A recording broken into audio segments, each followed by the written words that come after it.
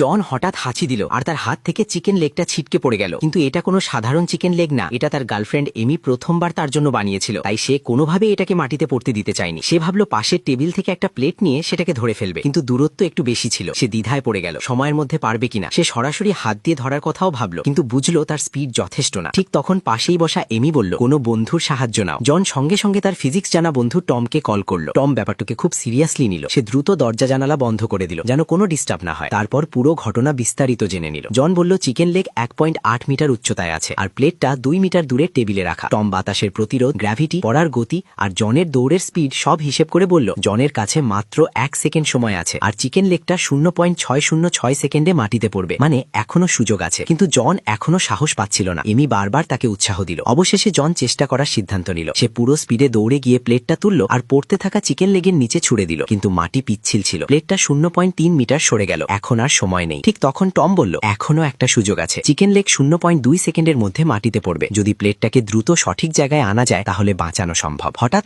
এমির মাথায় একটা আইডিয়া এলো। সে দ্রুত অনলাইনে একজন স্নাইপারের সাথে যোগাযোগ করলো। স্নাইপার ছিল 3000 মিটার দূরে। টম বাতাসের দিক, উচ্চতা আর দূরত্ব ধরে গুলির ট্র্যাজেক্টরি হিসেব করলো। স্নাইপার রাইফেল সেট করলো আর ঠিক কোণে নিশানা লাগালো। টমের সিগন্যাল পেয়ে সে ট্রিগার চাপলো। গুলি বাতাস চিরে এসে সোজা প্লেটে আঘাত করলো, ফলে প্লেটটা ঠিক চিকেন লেগের নিচে চলে এলো আর চিকেন লেগটা নিরাপদে প্লেটের ওপর পড়লো। জন আর এমি খুশিতে লাফিয়ে উঠল।